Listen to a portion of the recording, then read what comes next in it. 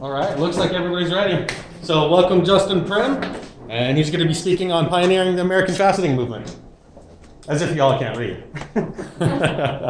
Go ahead, Justin, take it away. Thank you. Thank you guys for having me.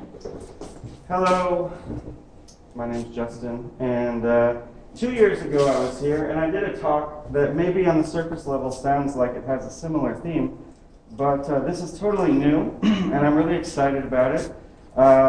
This talk is essentially going to be, for me, kind of an outline of a book that I'm writing right now. So I'm spending this whole year avoiding lockdown and everything else that's going on in Thailand by traveling around the country, interviewing gem cutters all over America and a little bit in Canada. And eventually at the end of the year, hopefully I'm going to have a book version of this, or at least starting on a book version. So what I want to talk to you guys about today is American gem cutting, something that I'm sure you guys know all about. But what I want to do is go back to the early days, like we can see this guy right here.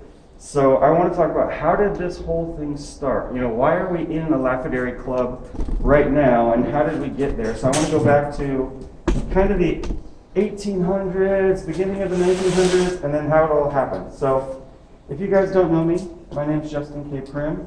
I'm from America. Usually I'm speaking to foreign audiences, which is why I say I'm an American gem cutter, because no one has any idea where I'm from. But in the last few years, I guess I've really taken on the mantle of lapidary historian. I've been writing a lot of articles about the history of gem cutting, and I haven't been focusing on America until now. I've been traveling all over the world, meeting gem cutters in other places, and getting myself trained up as a cutter. And now I'm kind of back in America for the year, and I'm really focusing on the American story. Maybe you guys saw the book back there, or maybe you've seen it online. Last year I launched a Kickstarter and released a book, The Secret Teachings of Gem Cutting. I have some if you want them. And just this year we launched a school called Faceting Apprentice that is very much distance learning, COVID friendly, something that I can do from far away, or you can do from far away, without having to come learn gem cutting in a club, because a lot of people don't live by clubs or by a school, because there's not too many. So that's me, but that's not what I want to talk about today. I want to talk about these guys. So I want to take you back, as I said, to the early days and tell the story of how all this began. So our adventure today, I'm going to start in 1890. So this is really the earliest thing that we can point to and say American gem cutting, because before that there was no such thing as American gem cutting, other than a few little things here and there that I'm going to tell you about. I want to take a brief moment to talk about the lapidaries of Maine, because Maine has this crazy cool story that nobody knows about, and I want to do a whole documentary just about that, but for today I'm just going to give you a few slides. And then we're going to talk about how did the club scene begin? Who were the people that started it? Why did it happen? What was going on in the world that helped it to happen or hindered it in some cases? And then we'll watch it grow. It's going to grow into buildings like this, things that didn't exist before. We're going to see the technology evolve, the cutting evolve, the idea of what American cutting means is going to evolve. And then finally we're going to get to where we're going to stop today, which is where I'm personally stopping in my historical journey, which is 1950, because to me, after 1950, there's such thing as lapidary journal, and we're in the modern era. So everything before lapidary journal to me is what I want to look at. So here's kind of a map, just to give you a visual before I take you on this crazy whirlwind journey of history. This is kind of a map of heavy activity from everything before 1950. So we got these main cutters that I'm about to tell you about. We've got a couple hot spots. You know, you can see in the New York, New England area, there's a bunch of stuff going on. You might recognize some of these names. Peter Zodak ran a magazine called Rocks and Minerals. He was very influential. There's a couple guys up in Portland that were running the Mineralogist magazine that was super influential. And then later on in the story, we have Leland Quick, who was working for Desert magazine and then later started Lapidary Journal. And he was obviously very important, along with some of the earliest lapidary clubs.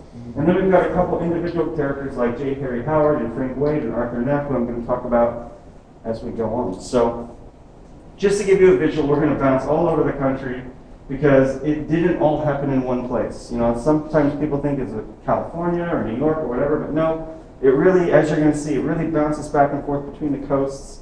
and even a little bit somewhere in the middle as well. So let's talk about the earliest thing that we can point to. So innovations and early pioneers. So before I talk about American cutting and what we know of as American cutting today, I kind of want to set the scene with what was America like in the late 1800s, early 1900s, as far as gem cutting went. So from everything that I've ever been able to find, other than a few very special exceptions, most of gem cutting in America looked identical to gem cutting in Europe. We have European immigrant cutters who have moved to New York.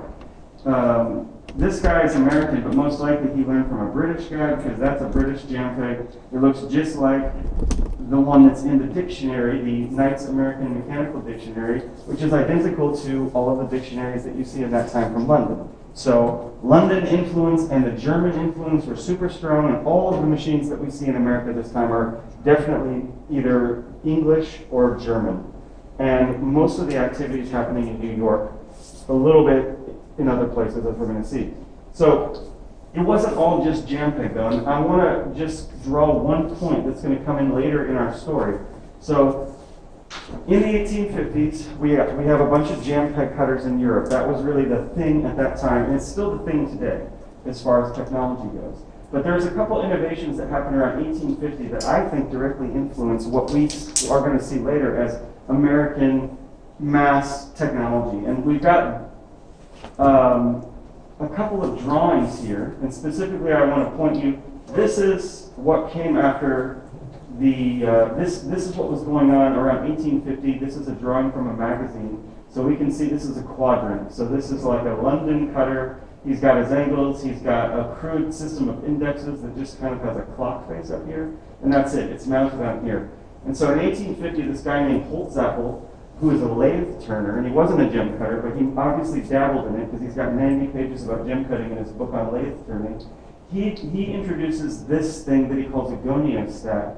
Now, this isn't for gem cutting. It's a tool for sharpening lathe tools. You can see he's sharpening his chisel bit right here. But he goes on later in the book to say, he's talking all about jam peg cutting, and he's saying, the jam peg cutting is not good for amateurs. It's too hard. It takes a long time. Nobody can learn it. He said for the amateur gem cutter, and so just by him saying that, we have to assume that there was already an idea that there was such thing as an amateur gem cutter at that time. But he said, if you take this little bit that I've invented and you put it onto the goniostat, instead of holding the chisel bit in there, there's a dop stick. He doesn't call it a dop stick, but we would call it a dop stick. There's a bit of metal in here that you can hook the stone onto. And notice that he's even got an index gear on here. So you put this on there, and notice we've got our angle here, just like a modern machine. We've got a left and right angle, which would be equivalent to the cheater today. And then we've got this rotational index. So in 1850, you can see the drawing here. He's got it sitting right next to the jam peg, saying an amateur cutter would love to get this, and they could, fast forward all that learning and, start cutting as soon as they could. So I want to point that out because that's 1850. And then the next slide I'm going to show you, we're going to jump straight into the first American mass machine ever made. So I like to have these slides back to back so you can see visually how similar the concept is here. I've never found any evidence that there is a connection between any of these early machines and that 1850s machine, but I can't believe that there isn't a connection. I refuse to believe, because it is the exact same thing. Look at this, 1892, this could be a facetron. We've got the arm here, there's an angle thing here, there's a rotational index behind this part, it goes up and down. It is a totally modern American handpiece, American fastening machine. And then this is another one from the same guy. So this guy named Edwin Cashbar, he's the first person I've ever found that made a gem cutting machine in America with this sort of new idea, right? The way that we cut today with angles and indexes and depth control, which is something that no other machine ever had before other than that goniostat handpiece. So as I was researching this guy, Edwin Cashbar, I was like, who is this guy? He's living in Somerville, Massachusetts. He's not in New York. He's not one of these, in these hot spots. He's like near Boston. And he's mentioned in one of the books by George Kuntz, and this is kind of a cool quote. Kuntz tells us, Mr. E. Passmore of Boston has succeeded in preserving the color and enhancing the brilliancy of many fancy stones by cutting them entirely brilliant. I'm not going to talk too much about styles in this talk, but this is interesting because I know you guys know, and I know, that in America, brilliance is where it's at, right? Not very many people cut step cuts and mixed cuts in America, and I think that we can thank Passmore for that. He was the first one to start doing it for the first time. Before this time, nobody ever cut colored stones fully brilliant. They had a brilliant crown and a step cut bottom. And it goes on to say, this gentleman has done for colored stones what Henry D. Morse did for diamonds. Now, if you guys don't know the history of diamond cutting, Henry Morse might not be familiar, but he was the guy that made the American round brilliant. He pretty much invented the round brilliant and made it popularly available to the masses. And so this is some of the kind of advertising that we're seeing from this exact period. These are 1903, 1905. So there's a lot of marketing, and let's just call it what it is. This is some propaganda right here about what is good cutting, right? They're trying to convince people that this new style of American brilliant cutting surpasses the European style. They're doing this because they want you to buy the American diamonds, which is great, it's fine. But it's interesting that as we're going to start seeing the lapidary club scene or the American hobbyist movement begin, this is what's going to be going on. I try to get the earliest ones I can find, but this goes all the way until like 1930. So really until, the middle of the Great Depression, you're seeing this in regular magazines all the time. And they go on, as time goes on, they start talking about the American cut, the scientific cut, the most beautiful, brilliant stone that modern science can make. So this is the kind of ideas that are being put into the minds of the new cutting scene. And I think that this is exactly why we today, as American cutters, cherish the brilliant cut above all else. So that's our intro. That's what was going on. Now let's pop up into Maine, because nobody knows about Maine.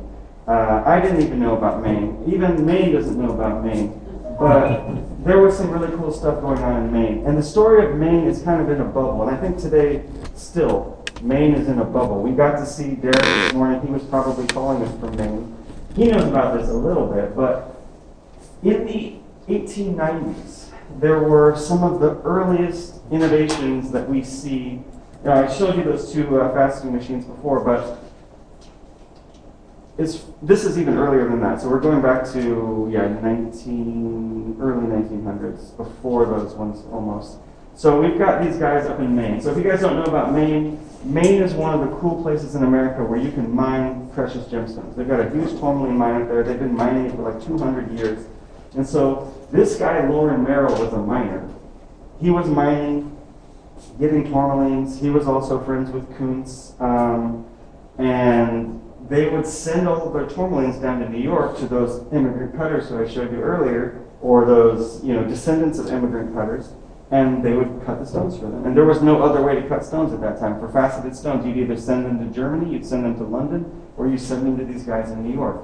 And so after a couple of years, they're kind of getting this feeling like the guys in New York were not doing it right. Like they were not happy with the yields, they weren't happy with the cutting, they thought that they might be kind of stealing the stones or something like that. And so Merrill was the first guy in Maine to say, no, I'm sick of using these guys. I want to try and figure out how to do it myself. So he starts innovating his own machines. And it takes a while. It takes, a long while. He even at one point goes down to New York and talks to some of the gem cutters down there, and they're just like, we're not telling you anything. Like, don't worry about gem cutting. That's our job. You just mine the stones. We'll cut the stones, and everybody's happy. But he wasn't happy. So he starts building machines. And you have to consider that this is a community of people. It's kind of like, anywhere where there's mining. There's a whole bunch of people in the mining scene up there. So he's not the only one. There's another guy named William Cross who starts developing his own machines. Oh yeah, and by the way, I wanted to point out, all of his machines are pedal powered. So he kind of started with this idea, almost like a pedal powered sewing machine. He wanted both of his hands to be free. So he's kicking a plate down here to spin his lap. And you can see he's got this big wooden quadrant. It's almost like a Gem Master 2 or something. He's got this big quadrant, and there's this arm on there. And then right in this picture, he's doing the table. So this is his tabling adapter. He sticks it in there. It goes straight up and down. But look over here, we can see he's got all of his docks, and they all have their own index gears on them. So he's basically making these little wooden cogs that are the index gears. So this is really nothing like those pictures I showed earlier. This is a totally unique concept in gem cutting. It's not have anything to do with the machines that we use today, which is to me why it's so cool. You know, we don't have very many examples of another mentality for the technology of cutting. And so this is another one built on the same principle. So once he built that first arc machine, everybody else is thinking in terms of arcs. So this is where the angle comes from. So they set this metal piece and they can get 0 to 90. This thing sticks out and holds basically the quill. The dock's right in here. This has a table adapter on it right now. Index gear. The only thing this one's missing, there's no depth control. I don't really understand how I guess they didn't change the depth. Which means they wouldn't have had accurate angles. But it's kind of interesting to see that other people in the community were kind of doing the same thing. So there's another guy, Knox Bickford. He was a student of Lauren Merrill, which is the guy I showed you 2 slides ago. He was another cutter, and we can see, I like this one because we can really clearly see what his machine looked like. It's wood, we got that big quadrant on there, the thing sticking out. You can see very clearly the homemade index here. It's just a wood thing with little tiny holes in it, so that's how they were indexing. But, pretty much they could cut, pretty good stones. And their whole idea was, they were already on this mentality of precision cutting. Like that was the important thing for them, trying to build machines that were really repeatable, so that they could do better work than those jam pipe cutters in New York. And they were practicing to get the polish right, because they really wanted to get the good polish. And finally they figured out, whatever techniques they needed to figure out. And so then the whole community kind of just shared with each other. And eventually the pinnacle of this main story is this machine here. So we got Lauren Merrill, that was the original guy. We got William Cross, which was the second guy I showed you. And then there's a third guy that came in who was a machine manufacturing engineer, Harold Rippon. And so they put all 3 of their ideas together, so we can see a bit of all those machines that we just saw are in here. But now it's all metal. We've got the same kind of index gears. We've got our angles, but look what they've done. They've added one more thing that was mentioned, which was the depth control. So this is the pinnacle of main technology in the 1920s, which they put their 3 names together and called it the Merkapon machine. And so they consulted a whole bunch of people in their community, even people from General Electric and other tool makers were giving input on how to make it perfect. They were really thinking in the way that we're already thinking today. We want a repeatable, reliable machine that can do really, really good cutting over and over again. And of course, they're the miners, so they're probably more invested than even we are now. They know how much work it took to get that out of the ground. They want to make sure that it's as beautiful and as best as possible to sell to their customers. So that's Maine. Maine, as I said, it's in a bubble. It's not going to really influence the rest of what I'm about to tell you, but I just think it's so cool, I couldn't leave it out of the story. So we were on the East Coast, right? We were in the Boston area. We went up to Maine. Now we're jumping all the way across the water all the way across the land to Frank Albion Marcher, who is a gem cutter in Los Angeles. So he and his brother started a store on January 1st, 1900 called the Marcher Brothers, and their slogan was genuine gemstones only. They were probably one of the first stores in America where you could go in and pick out what stone you wanted, and then they would set it for you in the setting that they had. So you could kind of, mix and match instead of just buying something that was already made and mounted.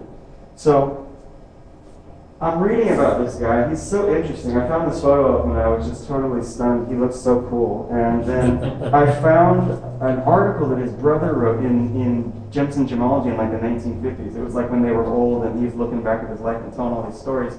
And he tells a story about the shop that they opened and how they had these 2 long rows of gems that would face the window, so when the customers walked in, all the stones would be lit up, because you have to remember we're in the pre-electrical age.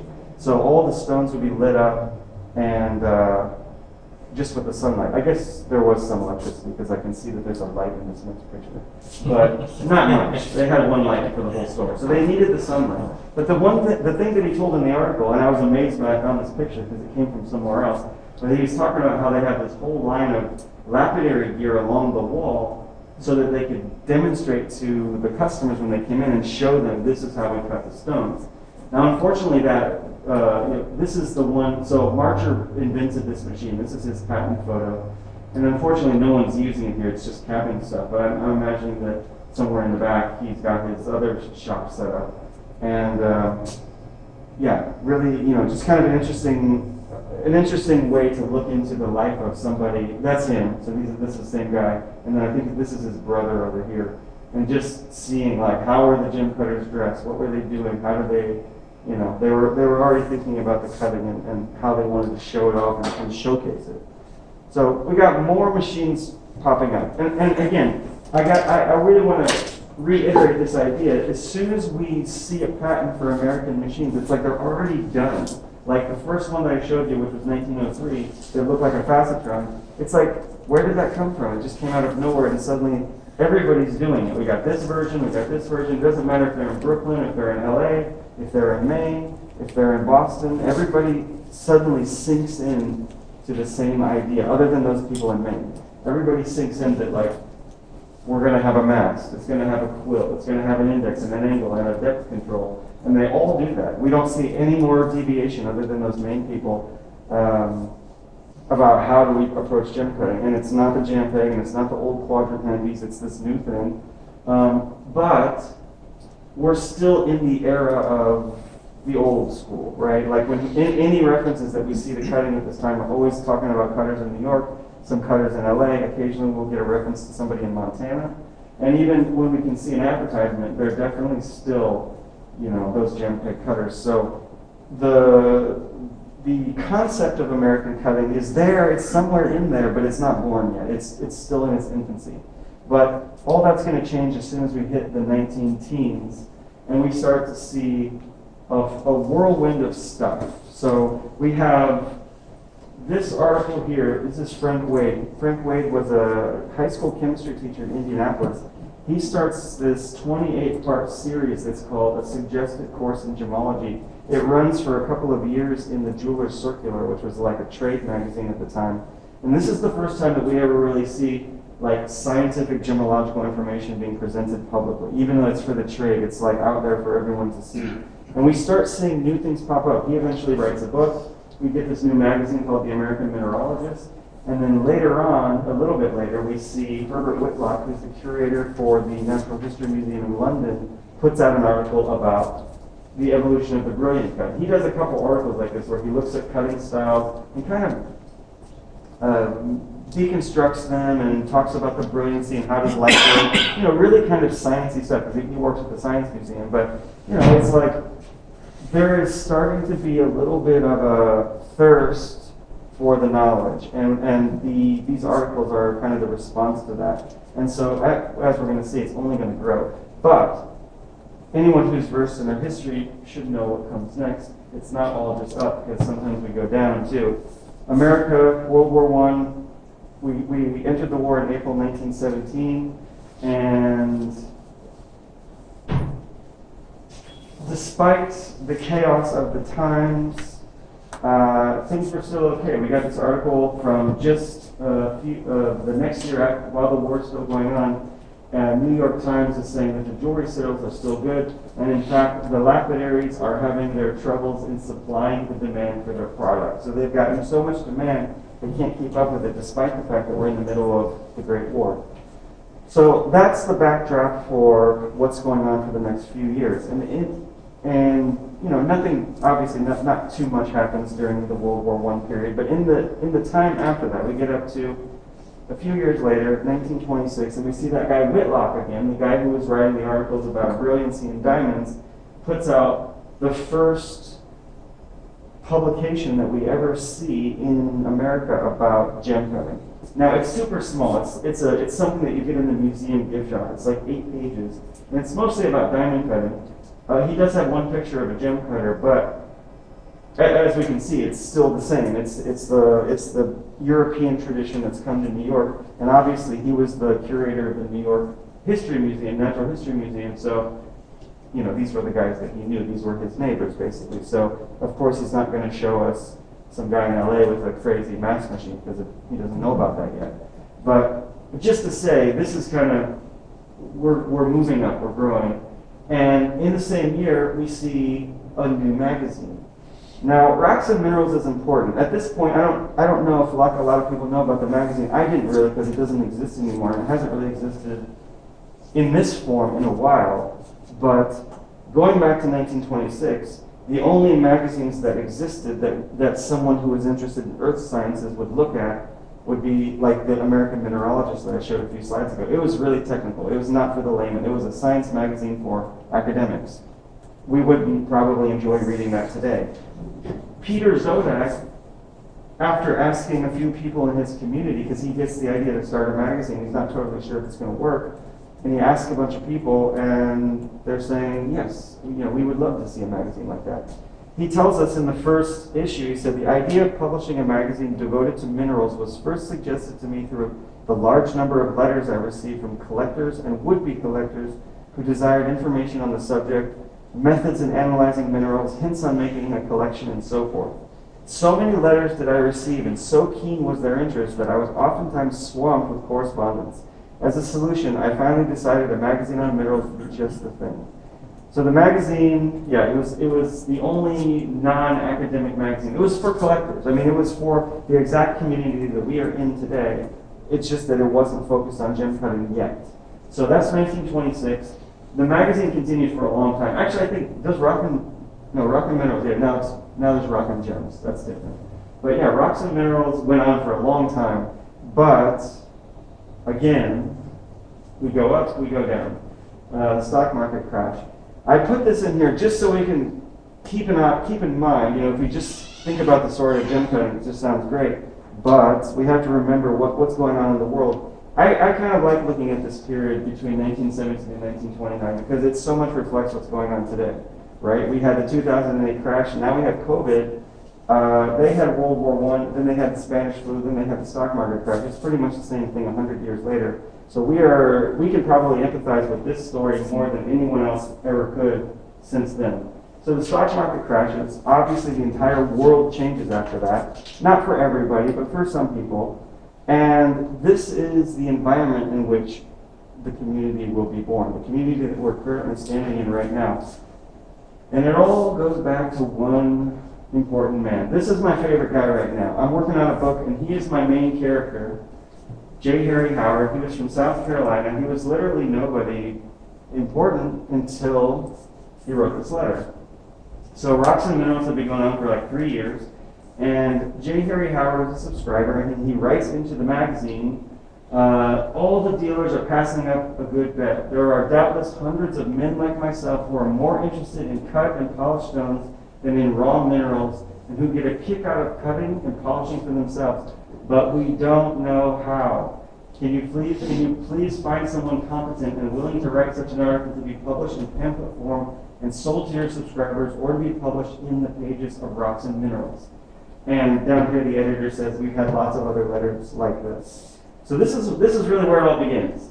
J. Harry Howard's not the only one, but he's the one that we can point to because he wrote this letter, and this letter started everything. After he wrote this letter, tons of people started writing letters to him. Some of them still survive. These aren't to him, but these are those kinds of letters.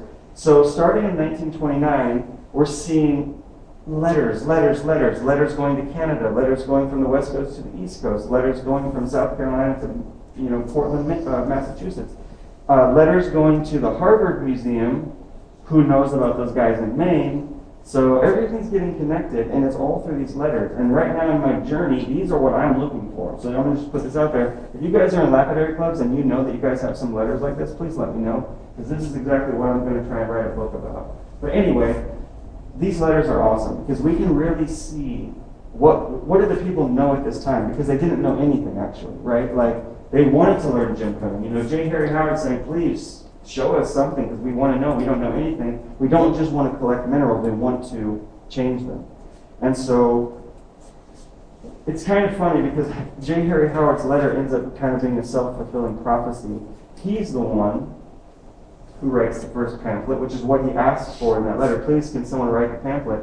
So because he wrote that letter, and all these people started writing letters to him, every experimental gem cutter at that time just random people in their basement trying different things, start sending him, this is what we figured out, this is what we figured out, until eventually he's got so many letters, and he starts, he puts his own little kit together and starts experimenting himself, finds out some of his own techniques, and eventually he has enough stuff a couple years later to put out this 30-page pamphlet that Rocks and Minerals published for him, Rocks and Minerals, and the response was so strong that they were shocked. They didn't realize that there was this whole other kind of, we know that there was a thirst for gemological knowledge and mineralogical knowledge, but they didn't really realize how many people actually want to cut stones. And once this comes out and once those letters start happening, Peter Zodak at Rocks and Minerals realizes, we need to have like a monthly column about gem cutting because so many people want to know. And of course, who's going to write it but the new expert, which is J. Harry Howard. So not only he writes that letter, then he writes the first pamphlet, then he starts a 6-year-long monthly column where either he writes it, like this is the first issue, or he'll have some of the people that are corresponding with him, he'll just basically publish their letters because the letters are like little instruction manuals. So he'll say, okay, today we're going to look at how do we cut a stone with a mud saw, and thanks to this guy down here, we know because he's already tried it. Or how do we polish a sapphire? This is like the one thing that they couldn't figure out. How do we polish a sapphire? And so they were always trying to polish sapphires, and it took them a long time to figure it out. And so another claim to his fame, he started producing with the help of a jewelry tool company this faceting machine. Now, I guess when I said that there were no other ideas about how to facet the stone, this is actually the only other one. This was the machine that he used, and sometime in the really immediately after he wrote that pamphlet, they must have contacted him and said, we want to build a faceting machine, we want to put your name on it, like what's the faceting machine that you use? And this is the one that he invented. So he had a bench grinder for just grinding stuff, and he wanted to just use what he already had to cut stones. So he built up this, basically it's a handpiece. You've got your angle down here, so you can rotate the handpiece. It's running sideways because he had a bench grinder that ran that way. So he always just used this quirky, weird machine. But his index gear and this whole system looks quite similar to the cutters in Maine. I think you saw those cutters in Maine. He turned their machine sideways for his bench grinder, and he just rebuilt it as this. So again, J. Harry Howard, we have to thank him because he really had a lot to do with what's going on today. He was the central focal point. He didn't do everything, but he was like the guy that it was all spiraling around. Now, okay, remember, we're in the Great Depression, right? So people are out of work, people are out of money, and they have nothing to do. And this is the period of time when the idea of hobbies was born. Before the Great Depression, I don't think the word hobbies existed. There wasn't a concept today like we have where you could be a gem cutter, or you could be, like you could do gardening, or you could do pottery, or whatever you do for fun. Like that started during the Great Depression. And there's a bunch of articles that I've come across, building whatever these are called, cars, wooden race cars. All kinds of hobbies that were coming up in the 1930s. And Scientific American, which was a big science magazine then and now, did a couple of articles about how the new cool hobby was gem cutting. And even in Rocks and Minerals, they're kind of addressing this whole problem of the Great Depression. Like, even if you have no money, you can still be a rock collector because you can go out and find your own stuff. You can trade. If you found a bunch of cool stuff in your area of the world, then you can trade. And in the back of the magazines, there would always be like this directory of people that you could trade with. Like, okay, there's a guy named Dick up in Portland, and he'll trade minerals, and there's a guy out in North Carolina, and he trades minerals, and then there's a guy in Southern California, and you could just, there was like this whole community that was building up through these magazines, and this was kind of the idea. It was becoming a hobby basically, because now we had such things as hobbies, and the hobbies then would evolve into clubs. So during this 1930s, we saw all kinds of stuff, not just lapidary clubs, but arts and crafts clubs, gardening clubs, pottery clubs, and then eventually mineral clubs. So the first mineral club in California was 1931. I think this is really the oldest club in this movement of mineral clubs and then lapidary clubs. So we have the Pasadena, the Mineralogical Society of Southern California forming in Pasadena in 1931. And to me, and the funny thing with this, or I don't know if it's funny, I guess it's obvious, but the reason why that club got started was because somebody sent a letter, again, into Rocks and Minerals, saying, wouldn't it be great if somebody started a club by me, and the person was in Pasadena, someone should start a club in Southern California. So again, just continuing this idea that the correspondences and the magazines that were publishing the letters were just vitally important. I mean, now obviously we've got social media and stuff, but at the time the only way to communicate was to write letters.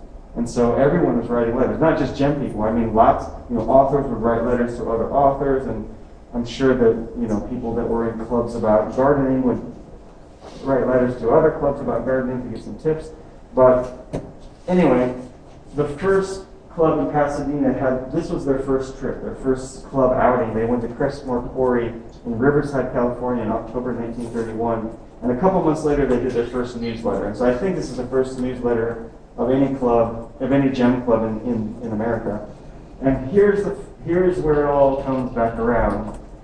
There's an advertisement in the magazine for the Marcher Brothers. So those guys, the guy with the really cool suit with his 2 rows of gem cutting or gems in the window, they were obviously aware enough that there was such thing as a gem club that they put an advertisement in the first ever newsletter. So meanwhile, 13 miles away from the Pasadena library where they had their meetings, Robert Shipley opens GIA for the first time in Los Angeles, and his whole idea is to build the public's trust in the jewelry trade by training certified jewelers who would eventually be united in a national guild. So they had this large lecture room, they had a laboratory, they had in-person courses, and even already in 1931 they were already doing correspondence courses. So the whole idea here is turn jewelers who at that time knew nothing about jewelry, about the actual stones, turn them into gemologists so that they can sell and they can understand what they're talking about and be competent salespeople. And obviously it worked, right? Like GIA is huge now. They're all over the world. They're still in California. Now they're in New York and everywhere else. And everybody knows them. So that was going on in California. And as we go through the 30s, it just keeps going and going. Lapidary clubs start organizing and popping up all over America, hundreds of them. And they weren't lapidary clubs, or they were mineral clubs, or they were gem clubs. And then there was always that small percentage of people in each club that wanted to get into cutting. And at first it was mostly cabochon cutting, because still people were not fastening very much in the 1930s. Like they were still figuring out how to do it. Mostly it was cabbing. That first pamphlet that J. Harry Howard put out, it was all cabbing, with just a very little appendix about how fastening is too hard for the amateur. He changes his tune a few years later. But before we get to that, another important focal point. Remember in my map, in the Northwest, there was this cluster of activity that was around this guy, Dr. Dake. So Dake had been writing those articles about brilliance and diamonds and everything, and eventually he realizes that in his area, in his part of the community, there's enough interest that another magazine can be supported. There's enough people that will buy 2 magazines, not just Rocks and Gems, but the Oregon Mineralogist. So they start this magazine. It actually starts out as their club newsletter, but then it turns into a proper magazine. First it's the Oregon Mineralogist, then it just becomes the Mineralogist. And this was basically the second of what we'll see, it's many more, magazines devoted exclusively towards amateurs. Like it's not a science magazine. It's like what we would read now. It's like Gems and Gemology, or it's a club news. Or like the club newsletters. We went on this field trip. Here's some interesting thing about a new thing that we found.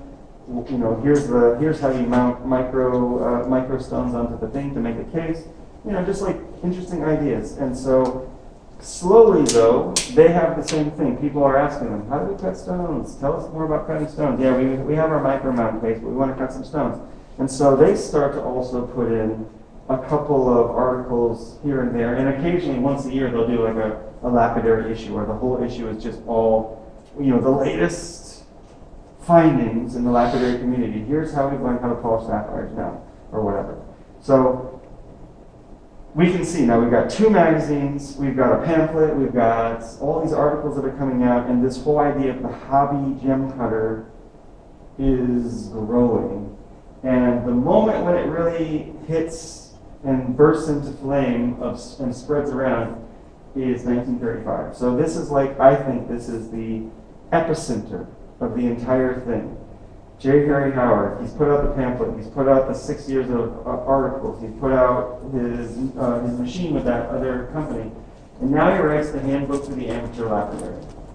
This is important. This is the first book. There's no book before this in America that is written to teach people how to cut stones. And it's not just cabochons anymore. He has a whole chapter about gem cutting. He's got a whole chapter about ray tracing and how light reflection works. So he's really thinking about angles and everything that we think about now. They were already onto it. It was an immediate hit, and over the next 40 years, we're going to see that what he did in this book just continues to go on and on and on. The theme here is the amateur gem cutter teaches the amateur gem cutter. So he learned from reading all these letters that he was getting. He puts all the letters, combined with his own research, and he crystallizes it into, well, it's not even into a technique, because in the book he says, this isn't the only way. This is just a way that we found out. You guys should try it, and if you find something better, send me a letter, and I will publish it in the magazine.